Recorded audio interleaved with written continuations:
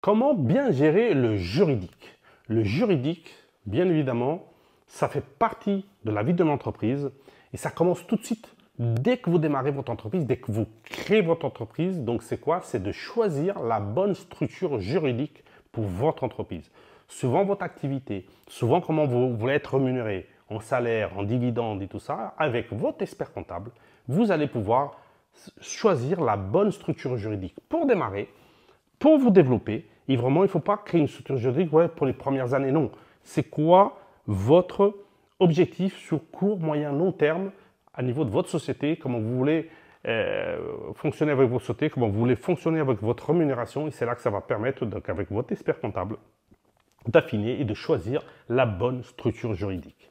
Bien évidemment que la partie juridique, on a tendance un petit peu à la négliger.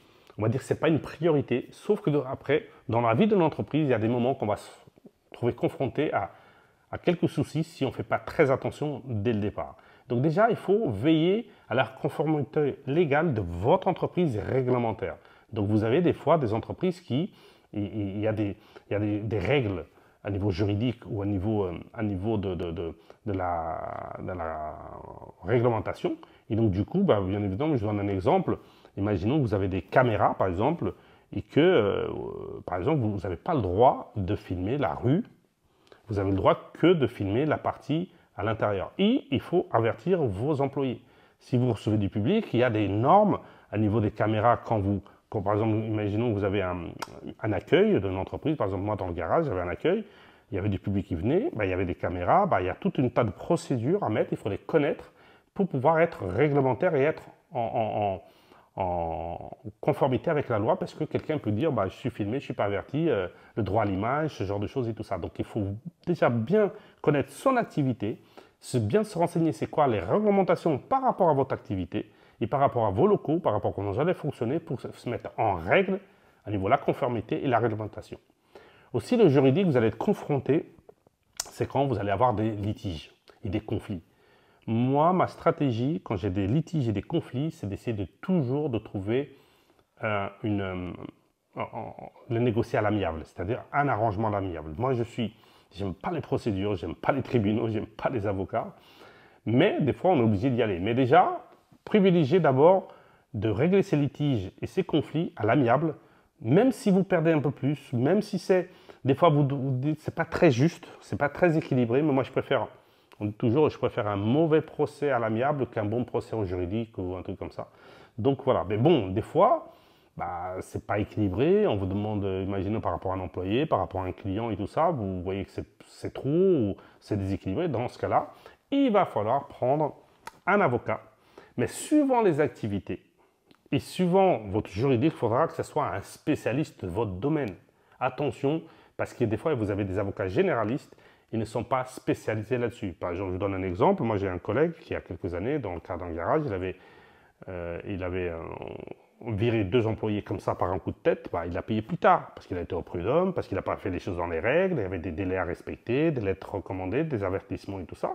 Il ne connaissait pas tout ça, donc il a fait ça dans un coup de tête, il l'a payé plus tard. Moi, en voyant ça, quand j'ai commencé à avoir des conflits, il n'y avait pas moyen d'avoir un arrangement à l'amiable avec les employés, tout de suite j'appelais un avocat, droit des affaires, droit de la partie au droit social, ou peu importe, souvent le conflit que vous avez, pour voilà, j'ai cet employé qui a ça, qu'est-ce qu'on fait?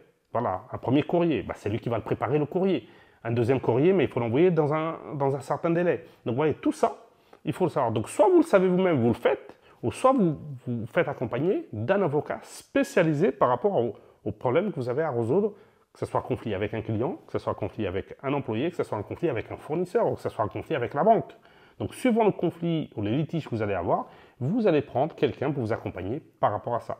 Donc très important cette partie du juridique, de la connaître, et surtout d'être attentif à cette partie-là.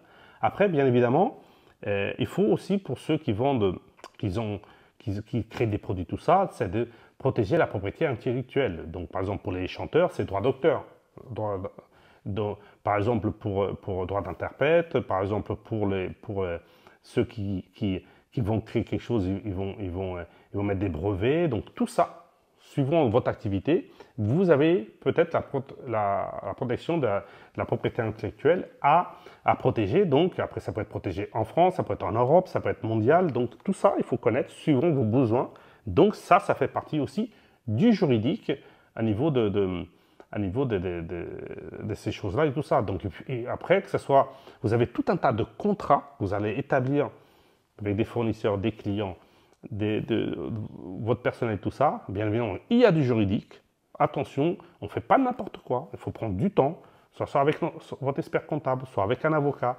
Quand vous rédigez quelque chose, un contrat, ne le faites pas dans un coin d'une table parce que ça veut porter vos préjudices plus tard. Et des fois, c'est des dizaines, des milliers d'euros, c'est du temps perdu et ça crée du stress, le fait quand vous avez des conflits parce que vous aurez pu l'anticiper en faisant les choses très claires. Aujourd'hui, il faut être, quand vous établissez tout type de contrat, il faut être déjà très clair oralement, mais sur le papier.